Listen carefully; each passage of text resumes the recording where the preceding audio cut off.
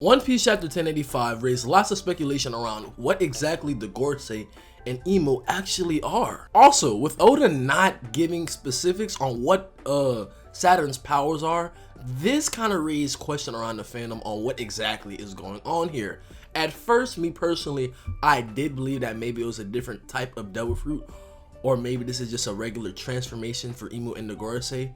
But after doing a little bit of research on what actually is going on, I think I've come to a pretty good idea of what is going on with these guys. If we take a look at Saint Saturn's, I'm guessing his awakened form, he's based off of an Ushi Oni. Now, this is a Japanese demon that is half ox and half spider. One of the powers of the Ushi Oni, or I'm just gonna call it a yokai from now on, but one of its main abilities are if travelers made eye contact with the Ushi Oni, it would suck their souls away from them. This is really similar to what Saturn just did to this fodder in chapter 1094. At first I thought it was his conqueror's haki that he was emitting to tell people not to look at him, but I soon didn't realize after watching videos and reading the chapter, I'm pretty sure it's just a marine on like a speakerphone, so I doubt that was his conqueror's haki, but I think this is more so an ability that Saturn has due to his powers. Knowing the origins of what Saturn is also going to help us figure out what exactly Imu is and maybe what Oda has going on with the rest of the Gorosei. Let's talk about the Void Century. The Gorosei and Imu seem to be pretty knowledgeable about Joy Boy and whatever was going on with the Devil Fruits in the Void Century. One of the biggest plot points in One Piece is that the Gorosei basically use propaganda to shape the world into what they want to be seen and viewed as. The Gorosei and Imu believe they are gods, and they believe they are above the rest of the world, even the other celestial dragons. This is painstakingly obvious with Imu's disregard for human life, but we're going to talk about her more in a little bit. The first thing we see before Saturn appears on the battlefield is we get this black magic pentagram.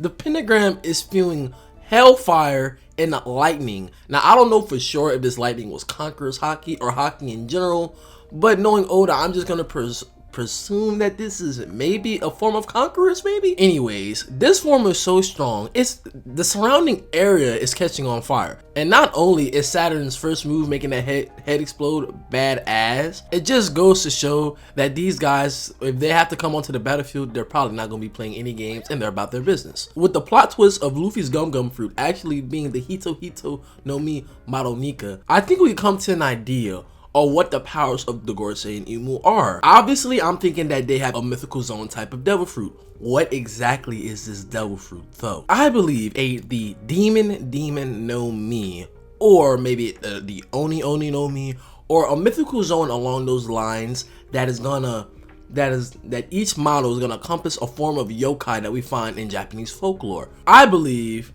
that Saturn in particular probably the demon no Mi model Gyuki. Gyuki is another way to say Ushi Oni.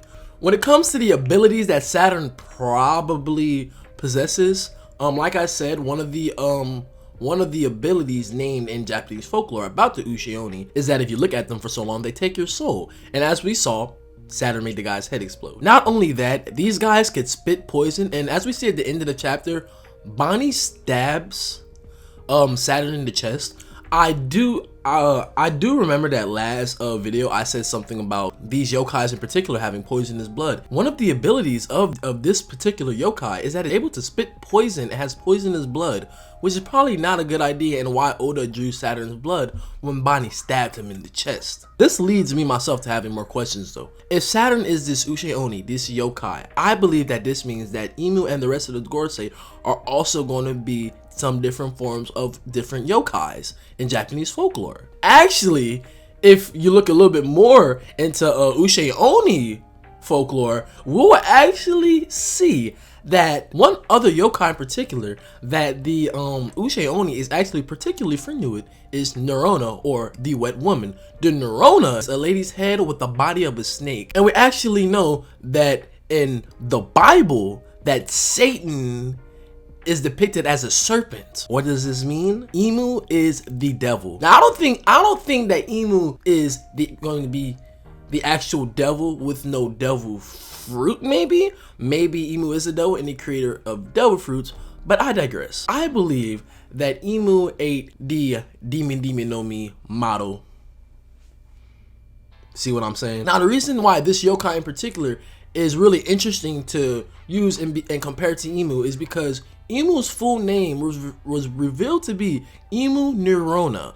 And as we see, Neurona and Neurona, you see how the two go together. There's a lot of folklores with similar names to Neurona, but it seems with the introduction of Saturn being based off of an Uche Oni, I think it's only right to assume that the rest of the Gorosei and Imu are also going to be yokais, with Imu probably being the top dog, being based off the Neurona.